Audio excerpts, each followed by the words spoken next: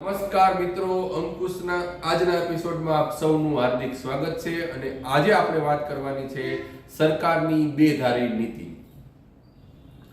એક બાજુ સરકાર પર્યાવરણનું સંવર્ધન કરવાની વાત કરે છે, એક બાજુ માનનીય નરેન્દ્રભાઈ આ દેશના વડાપ્રધાન એક વૃક્ષ માં કે નામ એમ એવા સ્લોગન સાથે વૃક્ષારોપણને વધુમાં વધુ વેગ મળે એવી વાત કરે છે. અને બીજી તરફ અરાવલ્લીની પર્વતમાળાઓને અદાણીને સોંપી દેવાની અને પર્વતમાળાનું નિકંદન કાઢી નાખવાની વાત કરે છે.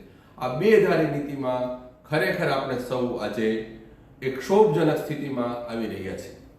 સાંપ્રત સમયમાં દિલ્હી અને એના વિસ્તારની આજુબાજુનું ખૂબ જ પ્રદૂષણ હોવા છતાં પણ એ પ્રદૂષણને કાયમી અંકુશ રાખવા માટે એ દિલ્હી અને હરિયાણા વિસ્તાર અને દરેક વિસ્તારને પૂરતું ઓક્સિજન પૂરું પાડનારી આ અરવલ્લીની ગિરિમાળાઓને નિકંદન કરવાનું, કાઢી નાખવાનું, કાપી નાખવાનું, એના ખનિજોને ખોદી નાખવાનું કામ કરવાનું પાપ આપણે સૌ જોઈ રહ્યા છીએ.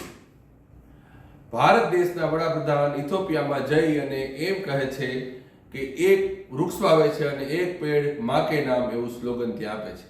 અને આપણા દેશની હજારો વર્ષો જૂની ઐતિહાસિક ધરોહર, ભૌગોલિક ધરોહર અરવલ્લીની ગિરિમાળાને ખનન માફિયાઓને સોંપી દેવાની વાત કરી રહ્યા છે. ત્યારે આપણે સૌએ આવનારા દિવસોમાં કઈ રીતે આ દેશની અંદર પર્યાવરણનું જતન કરવું, માનવ સંપદા, માનવ સંસ્કૃતિ, માનવોને જીવિત રાખવા માટે શું કરવું, એ બધા વિચારો આપણે સૌએ કરવાના અને ચિંતન કરવાની એ સમયની માંગ.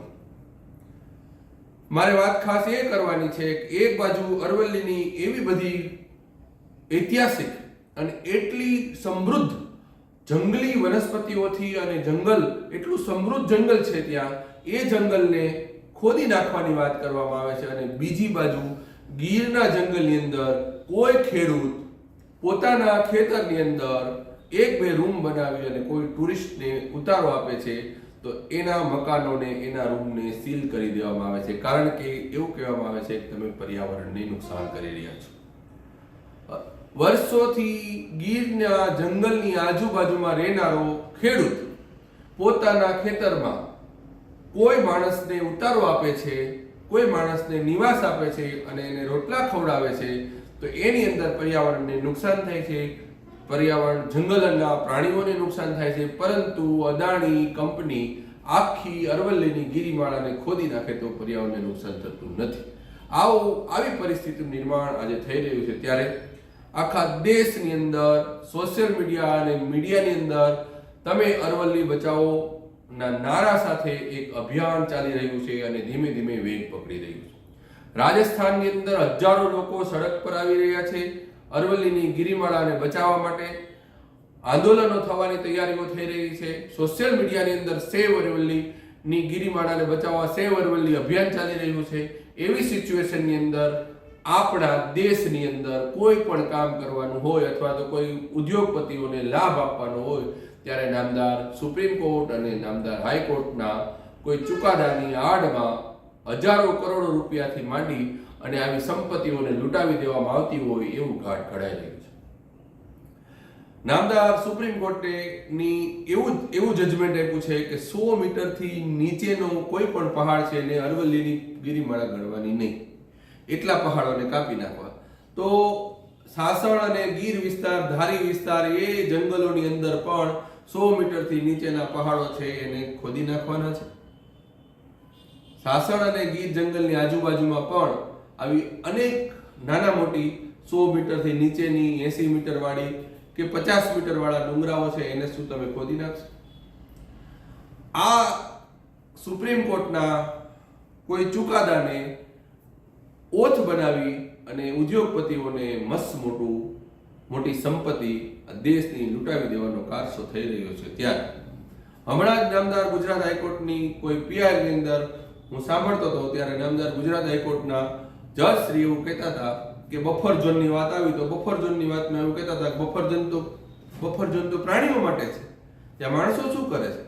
નામદાર ગુજરાત હાઈકોર્ટ કે નામદાર સુપ્રીમ કોર્ટને આ બધું ગાઈડલાઈન કરે છે કોણ? સરકારે જ તેને ગાઈડલાઈન કર્યું હોય કે આ 100 મીટરથી નીચેના ડુંગરાઓ છે એની આ પરિસ્થિતિ છે એવી ગાઈડલાઈન કરી હોય તો જ નામદાર સુપ્રીમ કોર્ટના ધ્યાને આ વાત આવી હોય, ત્યારે કોઈ ઉદ્યોગપતિઓને આ સંપત્તિને વેચી મારવાનો જે કારસો થઈ રહ્યો છે, ત્યારે આખા દેશની અંદર ગુજરાત, રાજસ્થાન, હરિયાણા, પંજાબ, દિલ્હી આ બધા રાજ્યોને અંદર લોક જુવાળ, ખૂબ જ લોક રોષ સરકારના નિર્ણય પ્રત્યે અને સુપ્રીમ કોર્ટના નિર્ણય પ્રત્યે લોક રોષ જોવા મળી રહ્યો છે। ત્યારે આવનાર દિવસોમાં જોશું સરકાર એક બાજુ વૃક્ષો વાવી રહી છે અને એક બાજુ આવી ગિરિમાળાઓ હજારો વર્ષ જૂની ઐતિહાસિક ધાર્મિક ઐતિહાસિક મહત્વ ધરાવતી આ દેશની સંસ્કૃતિ, આદિવાસી સંસ્કૃતિને કાયમી જીવંત રાખતી અરવલ્લીની ગિરિમાળાઓને ખોદી કાઢવા માટેનો નિર્ણય કરી રહી છે। ત્યારે સમય શું કહે છે, સમય શું બતાવશે તે આવનારો સમય જ બતાવશે। અત્યારે લોક રોષ અને લોક જુવાળ ચાલી રહ્યો છે, ત્યારે તમે પણ જો આવી અરવલ્લીની ગિરિમાળાને બચાવવા માટે રાજી હોય તો તમે આ અભિયાનની અંદર જોડાઓ। સરકારની આ બેધારી નીતિને સામે લોકોએ પોતાનો અવાજ ઉઠાવવો એ સમયની માંગ છે। ત્યારે આપ સૌ આ ઐતિહાસિક ધરોહરને અને આપણી કુદરતી સંપદાને બચાવવા માટેના પ્રયાસો કરો, બોલો અને આવા વિડીયોને શેર કરો।